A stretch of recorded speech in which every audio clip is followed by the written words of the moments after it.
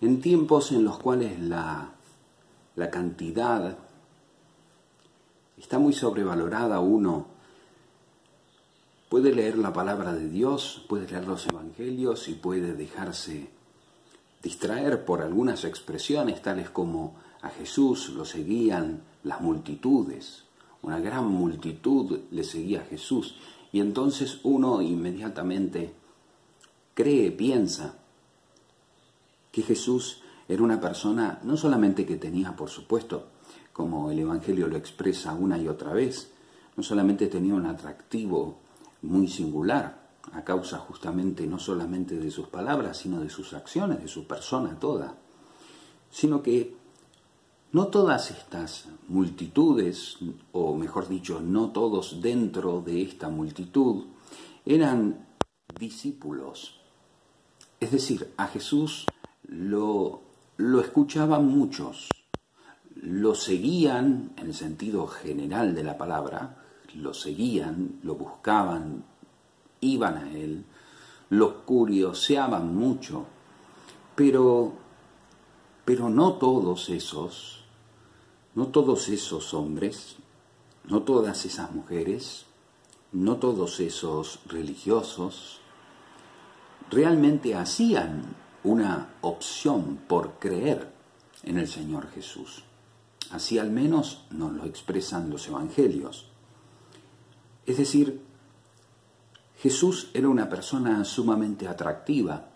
La palabra de Dios era, de hecho, su palabra, la palabra de Jesús, la invitación de Jesús, el proyecto del reino de Jesús, era muy atractivo, era novedoso y atractivo. La presencia de Dios, esta presencia que es sanadora, esta presencia que es salvadora, era sin ninguna duda algo que, si bien se esperaba, nunca la gente, yo creo que se había imaginado que iba a realizarse de este modo tan tangible, tan concreto, que aquello de los profetas se cumpliría, que Dios en persona vendría a liberar a su pueblo. No se podía llegar a entender, estando allí frente al Señor Jesús de Nazaret, frente a aquel que se proclamaba como el Hijo del Hombre y que más tarde se proclamará abiertamente como el Hijo de Dios viviente, como el Hijo de Dios, que ha bajado del cielo para dar vida al mundo, para convidar la palabra de Dios y sobre todo para establecer una especie de juicio natural, es decir, una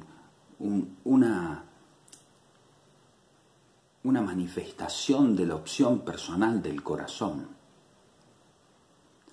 Porque podemos seguir muchos. De hecho, hoy por hoy podemos, en muchos lugares, el otro día fui a una casa, estaban mirando la televisión y pregunté, ¿no podés pagar la televisión?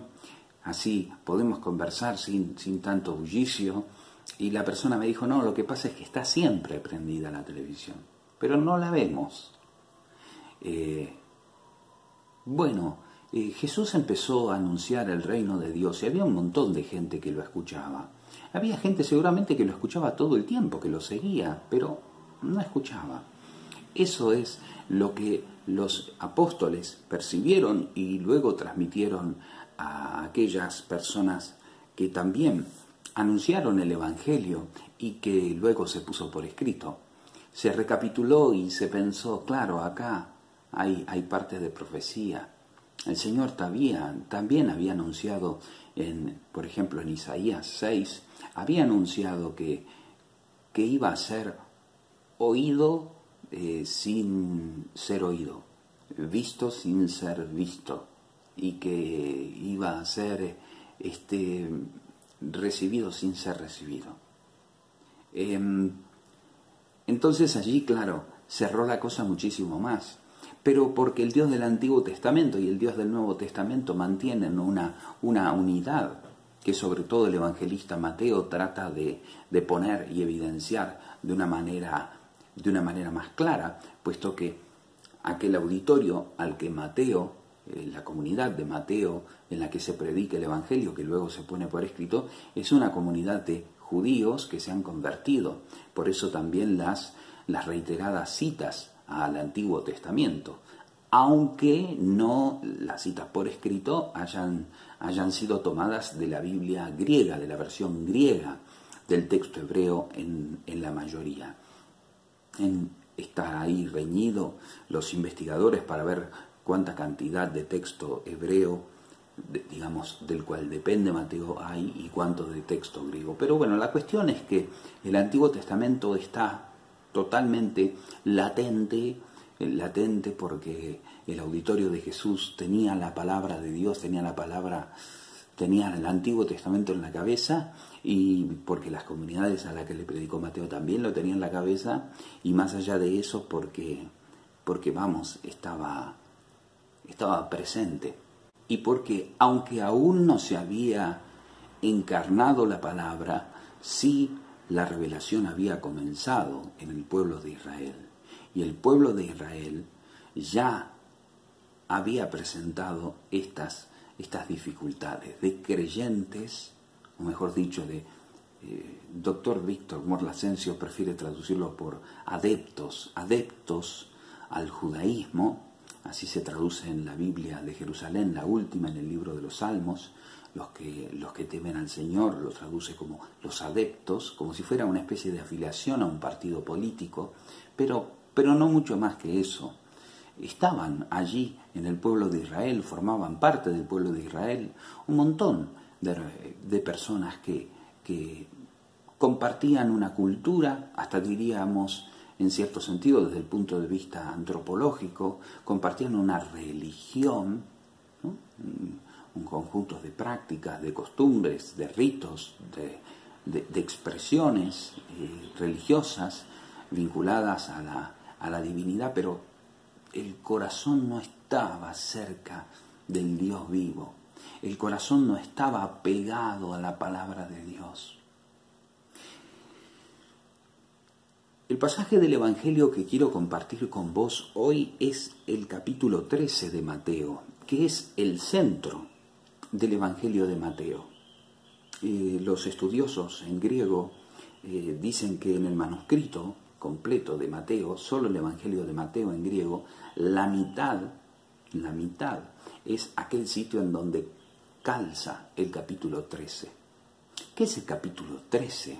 El capítulo 13 es una unidad literaria, para decirlo de alguna manera, en el cual se encuentran 7 relatos, 7 parábolas, 7 narraciones históricas, claro, que el Señor cuenta, que el Señor expresa en el pueblo y al pueblo. Pero hay que hacer alguna aclaración previa. Las parábolas uno cree que en realidad a veces la adaptación excesiva que hacemos en nuestras catequesis las deja presentadas como si fueran cuentos, cuentitos, historias sencillas, fáciles, simplonas, superficiales. Sin embargo, a poco que uno los estudie, son auténticos tratados de teología, cada uno en sí mismo considerado, y remiten, es como una especie, digamos, no sé cómo decirlo, no recuerdo el nombre de esas plantas que echan raíces para todos lados y lo abarcan un poco todo, y lo condensan y lo aplican. No hablan de una cosa, sí tienen un tema, pero hablan de muchas más, por acción colateral, digamos. Las parábolas están enraizadas en la médula del Evangelio, ¿no? Y desde ahí tienen como sus terminales nerviosas en todo el anuncio de Jesús, ¿no? No solamente en aquel comienzo del anuncio de la buena noticia del Evangelio de Mateo, estoy hablando, de Mateo 4:23, sino que también llega hasta, de alguna manera, la orden de anunciar ese mismo Evangelio de Mateo 28, 19 y 20. La primera parábola que se cuenta tiene una particularidad. La particularidad es que tiene un paréntesis. La parábola ya la conoces, es la primera parábola de Mateo, es la parábola de el que siembra, que junto con la otra parábola que sigue en orden, en el capítulo 13, que es la de el trigo y la cizaña, tienen sus respectivas explicaciones. Tenían sus problemas de interpretación. En la comunidad primitiva tenían su problema de interpretación estas dos parábolas, sobre todo porque hablaban de la palabra y luego de aquellos que eran seguidores de la palabra dentro del contexto de la comunidad, que son los del trigo y la cizaña, que se hace presente ya en la comunidad creyente. Y tienen estas dos parábolas sus respectivas explicaciones. Vos vas a encontrar parábola y enseguida vas a encontrar unos versículos después explicación. Parábola y enseguida explicación. La explicación es dada no a todos, la explicación es dada a los apóstoles, a los discípulos suyos más íntimos. El evangelista Marcos nos cuenta que Jesús en privado a los apóstoles se los explicaba todo al propósito de las parábolas, en Marcos 4. Y también que a ellos les hablaba en el lenguaje que ellos podían comprender, según su capacidad. Así dice Marcos 4:33. Ahora, Mateo decide estas cosas que se han hablado en lo secreto, ponerlas, insertarlas aquí, dejarlas por escrito. Estas explicaciones de Jesús y estas, de alguna manera, transmisiones de los discípulos de los apóstoles, de la comunidad, apostólica. Hago esta aclaración para que puedas comprender un poco la vista gruesa, la vista de conjunto, que es lo que últimamente estamos tratando de ver si podemos conseguir. Y el capítulo 13 termina en el versículo, importante esto saberlo, en el versículo 53. Jesús comienza, dice, hablando parábolas, y termina con la última, son 7, el número perfecto, es decir, habló muchas parábolas, comienza diciendo, hablaba muchas cosas por parábolas, hablaba extensamente por parábolas, algunos traducen, pero lo perfecto, lo justo, todo lo que dijo todo lo que tenía que decir en parábolas, para decirlo de alguna manera, ¿no? Es decir, que aquellos que no escuchando las parábolas, no las entendieron, no pudieron penetrar en ese misterio teológico, en ese misterio misterio del secreto de Dios y de su voluntad, y que de alguna manera han quedado fuera de ese reinado, de ese misterio, no han podido entrar. Ahora ya luego veremos un poco por qué. Esas personas han tenido todas las posibilidades, 7, de poder entrarle de alguna manera a ese anuncio y a esa palabra que Jesús estaba anunciando. Es decir, en lo que veremos no hay un determinismo. Jesús no anuncia una palabra que el que escucha no la puede entender, no la puede aceptar, no la puede vivir. Simplemente una cuestión de actitud, que tiene que ver con lo primero que comencé diciendo. Pero vuelvo, termina con que cuando terminó Jesús estas parábolas, dice el versículo 53, se fue de allí. Punto. Porque en general nuestras ediciones de la Biblia continúan con eso. Y entonces uno sigue en el 54 que dice, vino a su tierra y les enseñaba en la sinagoga de ellos. Eso ya pasamos a otra escena. Así que nosotros nos vamos a quedar, si vos querés ver el capítulo completo, del versículo primero al capítulo 53. Una aclaración de carácter técnico, pero como para que no te confundas con eso. Porque aquí él se encuentra con un público, luego se va a encontrar con otro público, pero van a tener algo similar, y es que los dos públicos no lo van a aceptar. Aquí comienza el rechazo de Jesús, muy pronto. muy pronto comienza el rechazo. Bueno, vamos al texto, capítulo 13, versículo 1. Aquel día Jesús salió de la casa y se sentó junto al mar. Se le acercó mucha gente, así que él entró a una barca, se sentó, como todo maestro, y toda la gente, mucha gente, estaba en la playa. Les habló muchas cosas por parábolas. El sembrador salió a sembrar. Mientras sembraba, parte de la semilla cayó junto al camino y vinieron las aves y la comieron. Parte cayó en piedras, donde no había mucha tierra. Brotó porque no tenía profundidad la tierra, pero cuando salió el sol se quemó y como no tenía raíz se secó.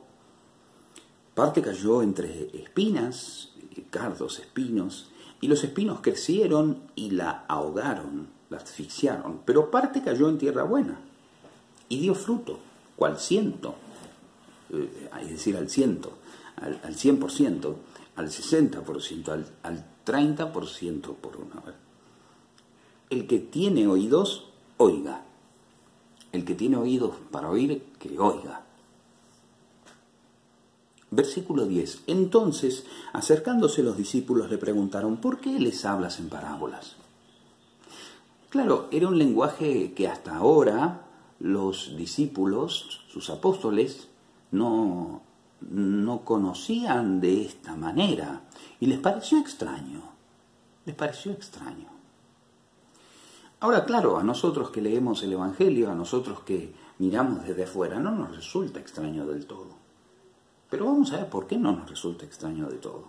Porque, más allá de lo que va a decir enseguidita, citando al profeta Isaías, el Señor, nosotros sabemos que Jesús habla abiertamente, claramente, pero que al Padre le ha parecido bien aquellos sabios, que en realidad, bueno, más que sabios eran necios, porque no conocían, no sabían, no veían, pero ellos creían que eran sabios. Los sabios del pueblo de Israel, los entendidos, es decir, aquellos que manejaban filosofía o religión en su grado más avanzado, los sabios no sabían, y estos entendidos eran soberbios. Este es el público que recordarán Mateo, el dos capítulos anteriores, Mateo 11:25. Es el público al cual el Padre ha querido ocultarles el reino. Pero le pareció bien revelarlo a los niños. Por eso, para entrar en el reino hay que ser como un niño, hay que hacerse como niño, hacerse como los niños, simples, sencillos, no ignorantes, simples, sencillos, de corazón abierto, espontáneos, sinceros, auténticos. Pero no solamente como los niños, también como aquellos que ha declarado en Mateo 5:3, cuando comenzó el discurso del monte, bienaventurados los que tienen el corazón, los pobres en el espíritu, los que tienen el corazón de los pobres, o sea, los que tienen la actitud del pobre. El pobre, el que no tiene nada, el pobre que ha sido despojado de todo, pero que sin embargo es capaz de alzar su mirada y poner la mirada en Dios, porque de ellos es el reino de los cielos. El reino de los cielos es de los pobres en el espíritu, el reino de los cielos es de los niños, de los que son como ellos. ¿Se dan cuenta por dónde va? El reino de Dios no es de la multitud que sigue, de la masa. Claro, aparece un profeta en Galilea, y sí, tiene onda. Vaya si la tendrá Jesús de Nazaret. Da mucha curiosidad, sobre todo crea muchas sensaciones muchas sensaciones encontradas entre el pueblo, da mucho que hablar. Así que bueno, vamos a escucharle. Pero muchos de los que escuchan no lo buscan, no quieren. La incredulidad, que es la dureza del corazón, se manifiesta en la búsqueda, en la escucha y en la permanencia, pero superficial. Y es que la incredulidad, que aquí Jesús va a llamar, siguiendo Isaías, dureza del corazón, esclerocardía, así se dice en griego, es corazón esclerótico. La incredulidad, estos corazones escleróticos, estos ojos escleróticos, estos oídos escleróticos, la incredulidad se manifiesta en esta búsqueda, en esta escucha y en esta presencia, pero superficial, de curioso. Muchos entre las multitudes eran de estos. Y esto no provoca la conversión del corazón. Estos no quieren que la palabra de Dios, que se está dirigiendo a ellos, la que acabamos de leer, prenda y eche raíces en sus corazones. ¿Por qué? Y claro, porque la palabra de Dios, cuando penetra en la médula hasta tuétanos, discierne, te hace ver con claridad y te exige conversión. Y hay gente que no estaba dispuesta a convertirse. Hay gente que quería seguir viviendo su vida. Sí, le parecía bárbaro, pero el Evangelio era como una especie de añadido a su vida. Pero vamos, que el Evangelio no es un código moral. El Evangelio es una propuesta para vivir de una manera distinta. Ir a Jesús, confiar en Jesús era la idea. Sí, Jesús realizó gestos, ha pronunciado palabras, se ha manifestado con todo su poder, con toda su autoridad. Tenemos los primeros capítulos en los cuales, sobre todo, la palabra domina, ¿no? En el Sermón del Monte, capítulos 5, 6 y 7. Luego tenemos curaciones en los cuales los gestos, la acción, el poder de Dios domina, capítulo 8, 9, 10, 11 y hasta el 12. Incluso tenemos la última curación de esta primera etapa. Y luego tenemos el capítulo 13, o sea, ya escucharon, ya la han visto. Ahora es la hora de creer. Ahora la palabra ya cayó. Ahora el mensaje ya fue anunciado. Con palabras, con acciones. ¿Qué vas a hacer? ¿Qué vas a hacer? Porque si vos estás entre esta multitud curiosa que escucha a Jesús, te podés sentar muy cómodo allí en la playa, podés quedarte muy anclado desde muy tempranito, podés ir siempre incluso, todos los domingos, pero si no estás dispuesto a cambiar el corazón, no va a poder obrarse la conversión y la sanación, que es lo que Jesús quiere, busca, en nombre del Padre, que fue el que insufló, el que sopló la palabra al profeta Isaías, que la escribió en su capítulo 6, verso 9 en adelante. Ahora, ¿cuáles son los enemigos de la fe que no lleva a la conversión? Lo explicará Jesús mismo en los versículos 18 al 23, que es la explicación de esta parábola. Pero vamos, el enemigo número uno, el maligno, el demonio, que está al acecho, para cuando vos escuches la palabra ni siquiera entre al oído, a la segunda partecita, ni siquiera entre a la cabeza, entonces enseguida te la arrebata, te la saca, te distrae, como un ave. Vos te imaginás un ave, ¿no? Imagínate más bien un cuervo carroñero que ve una semillita comida, o aunque ellos van tras de carne, esa semilla y esa palabra es carne viva, ¿no? Es palabra de Dios, y Él es el pan vivo, bajado del cielo. Hay aves que sienten olor a vida y arremeten. Este tipo de aves, imagínate, así obra el demonio. Te afana la palabra, te quita, te roba la palabra. La segunda posibilidad, el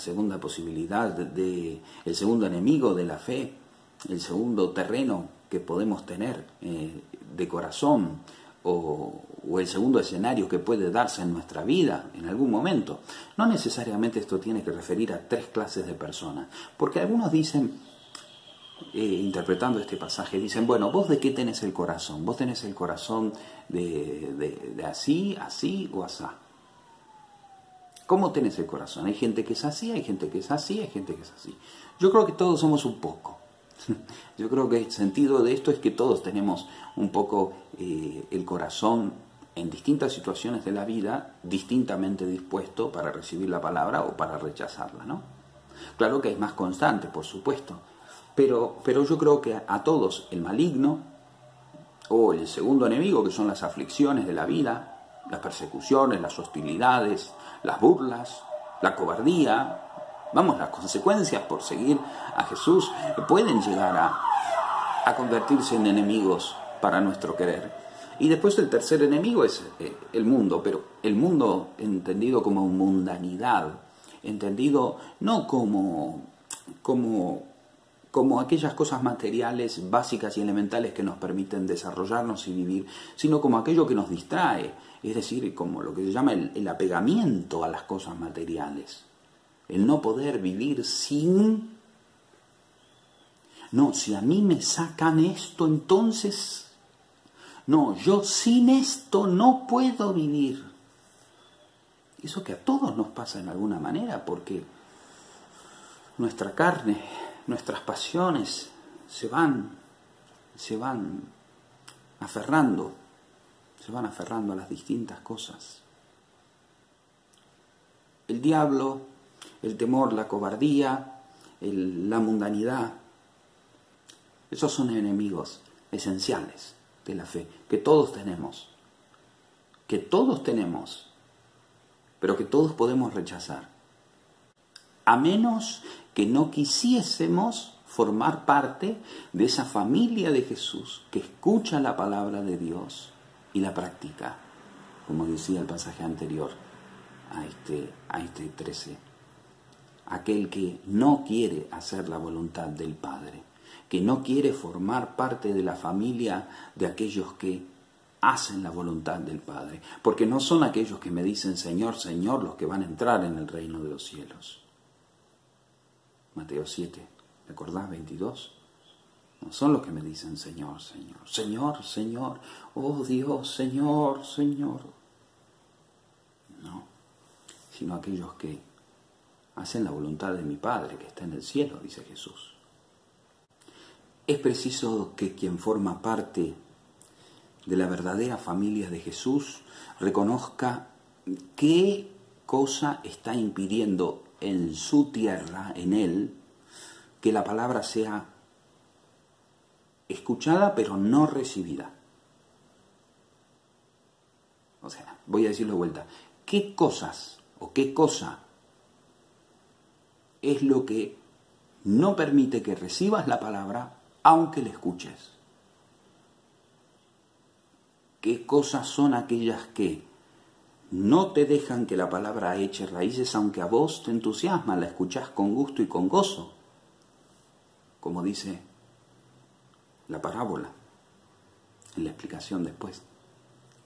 ¿Y qué cosas son aquellas que después de un primer prendimiento de la palabra, sin embargo, te llevan a que se asfixie y muera? Es decir, ¿qué cosas hacen que la palabra no pueda dar fruto en nosotros? ¿O qué cosas son aquellas que no nos permiten dar fruto, habiendo ya recibido la palabra?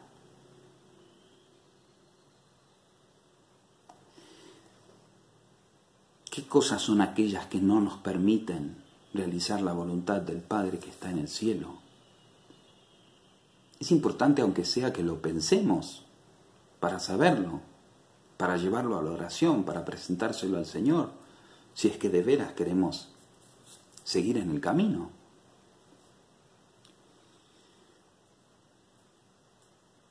Vuelvo a Mateo 13:10.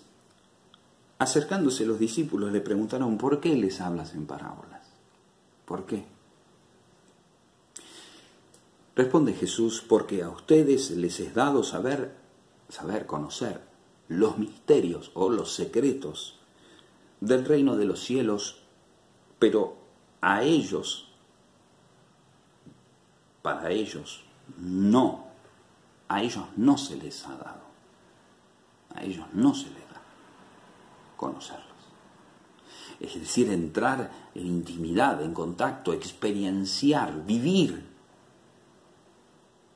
en el reino. ¿Por qué no pueden vivir en el reino? Porque no quieren entrar en el reino. Porque no quieren entrar. Algunos no quieren entrar porque no pueden, y algunos, es decir, no pueden entre comillas, ¿no? Y algunos porque no quieren directamente.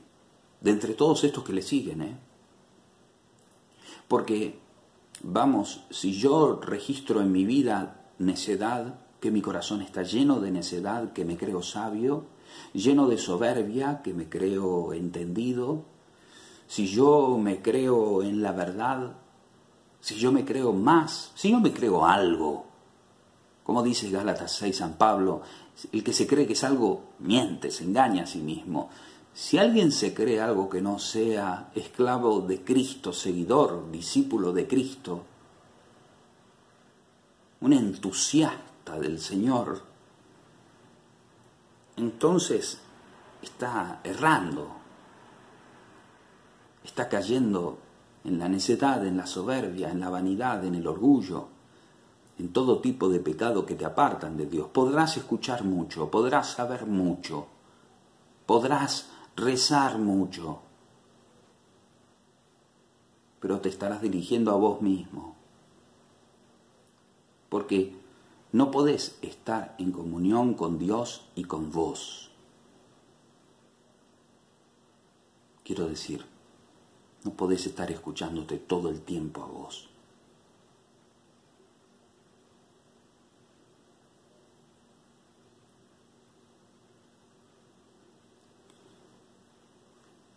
A ellos no les he dado a entender el reino porque se obstinan en permanecer en esa actitud. Por eso el Padre a ellos, a menos hasta que no se conviertan, no cambien, no se dejen sanar por el Hijo, el Padre no les concede el ingreso al reino, no les concede la entrada, no le abre la puerta al reino. Ahora uno dirá: qué Padre malo. No, es que en realidad, a ver, es una contradicción, no puede entrar, no lo puede entender. Quien decide llenarse la cabeza de odio, el corazón de odio, no puede aceptar el amor. Nadie va a culpar a Dios allí, ¿verdad? Si yo decido odiar a tal persona y vivir en el odio, vivir en el rencor, vivir en la pavada, entonces luego no puedo empezar a acusar a los demás, ¿no? Bueno, aquel que se llena de sí mismo no puede acusar a Dios de no permitirle conocer el misterio del reino. Y muchas de esas personas después dicen: no, lo que pasa es que vos sí que sos un elegido, o vos sí que,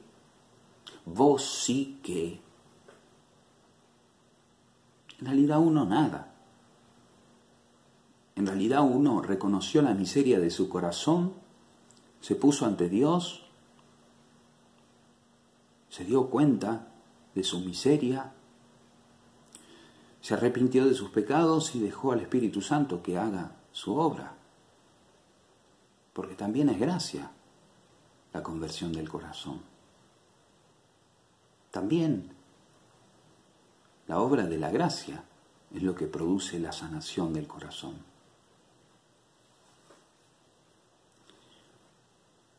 Versículo 12, a cualquiera que tiene, se le dará, y tendrá abundantemente.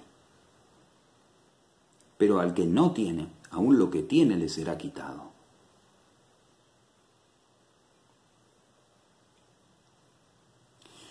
No voy a citar otros pasajes del Antiguo Testamento, ni siquiera del Nuevo Testamento, para no perdernos en este punto que me parece esencial. Al que tiene se le dará. Al que tiene se le dará y tendrá mucho. O sea, el que tiene un corazón de pobre, el que tiene un corazón de niño, el Señor, que no es tonto, lo sabe. Y lo va a ayudar, lo va a sacar y le va a dar más. Pero al que no tiene disposición del corazón, al que no tiene deseos verdaderos de seguir al Señor, esa superficialidad se le va a quitar y va a quedar en evidencia su hipocresía.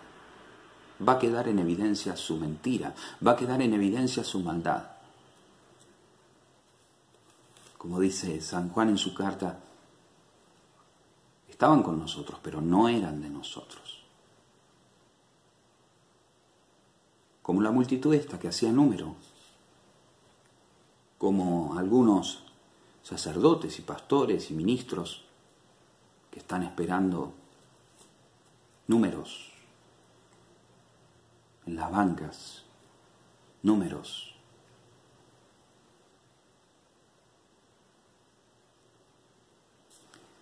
Esta multitud que lo seguía, esta multitud que lo esperaba, esta multitud que quería, incluso muchas de estas personas que habían sido curadas, que habían sido sanadas, que habían sido ayudadas por el Señor, quizás las teníamos después allí en el palacio del sumo sacerdote pidiendo que lo crucifiquen. Porque quizá por unos mangos, por vaya a saber lo que sea, se terminaron vendiendo. No lo sé. Multitudes.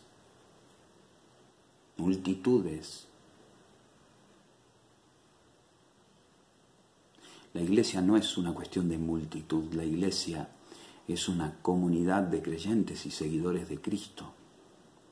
Y la iglesia no va a comenzar una pastoral en conversión o una conversión pastoral, como dice nuestro Papa, a menos que deje de lado los criterios mundanos.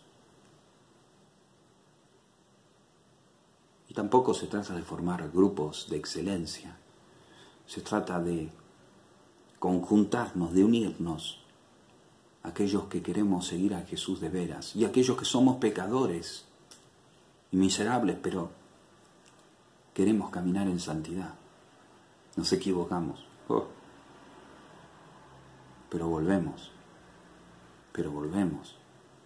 Y el día en que yo no quiera volver más al Señor, el día que yo empiece a vivir en la mentira, entonces ese día me voy a convertir y sumar a estos de los cuales habló Isaías. Porque esto es móvil, no es tan determinista, ¿no? Uno lo lee así, y parece duro, pero esto es un poco más dinámico, ¿verdad?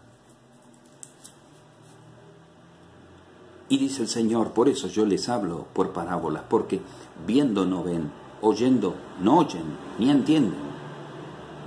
¿Y nunca les pasó que veían algo pero no se daban cuenta? O veían pero no veían. O sea, escuchaban pero no. Sí, te escuché pero no escuché. Me lo repetís. Sí, entendí, pero creo, no entendí. Bueno, eso en el espíritu pasa también, no solamente en la mente o la psiquis, también pasa en el espíritu, en el alma, cuando uno escucha a Dios. Así es semejante a aquel que escucha la palabra de Dios, pero no nos llega a enraizar en el corazón. ¿Entienden? La metáfora es genial del Señor. Y agrega versículo 14, de manera que se cumple en ellos la profecía de Isaías, que dijo, de oído oirán y no entenderán, viendo verán y no percibirán, porque el corazón de este pueblo se ha endurecido algunos traducen entorpecido, se volvió torpe. Y con los oídos oyen pesadamente, o sea, oyen pesadamente, y han cerrado sus ojos para que no vean con los ojos, ni oigan con los oídos, ni con el corazón entiendan. Y acá viene lo, ni se conviertan y yo los sane. Es decir, ellos ven y no ven, oyen y no oyen. Ellos no entienden. Hay participación allí de la voluntad, hay disposición del corazón allí. Aclaro esto, un término que leyendo el griego se ve con más claridad. Dice, la profecía de Isaías se cumple en ellos. En realidad es un término que se llama técnicamente dativo, es autois en griego, que puede traducirse la profecía Isaías, lo que dijo Isaías, para ellos se cumple, para estos se cumple. Para esto se cumple. No es de modo determinista, Isaías hizo esto, ahora se cumple en esto porque debía suceder. No, es que aquello que había anunciado Isaías, que muchos no iban a creer, que muchos iban a escuchar, así como no escucharon a Dios en la primera alianza, no iban a escuchar a Dios en la alianza del Hijo. Porque no escuchan a Dios en la alianza, porque no quieren escuchar a Dios. Y es el mismo Dios. Para ellos se cumple esta profecía. O sea, están allí entre la gente, pero no se convierten, no son sanados. Por lo tanto, si no tienen disposición y no lo quieren hacer, yo no los voy a sanar y yo no los voy a convertir. Es como se diría el Señor. Porque esto pasa, leyendo el texto, uno ve para que no se conviertan y para que yo no los sane. Y entonces uno dice, ¿qué pasa acá? ¿Dios no quiere sanar? ¿Al que no quiere ser sanado? No. ¿Al que no quiere ser sanado? No. ¿Al que no quiere convertirse? No. No puede entrar en el reino. Pero porque no quiere, se tiene que poner de acuerdo. Primero tiene que reevaluar su vida. Tiene que volver a hacer una escala de valores, tiene que escuchar la palabra de Dios, tiene que dejarla entrar y luego tiene que permitir que la palabra haga su discernimiento.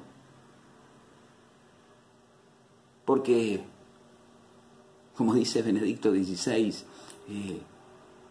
ser discípulo de Cristo es la decisión, no es una decisión ética, sino es el seguir a una persona.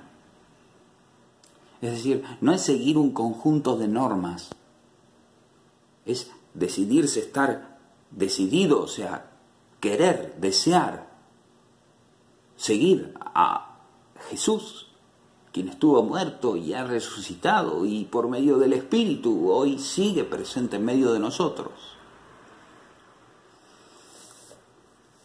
Y termina el pasaje, pero bienaventurados. Bienaventurados. Nos terminaron las bienaventuranzas allá, ¿eh? Ojo. A veces algunos creen. Hay muchas bienaventuranzas, ¿eh? Muchas.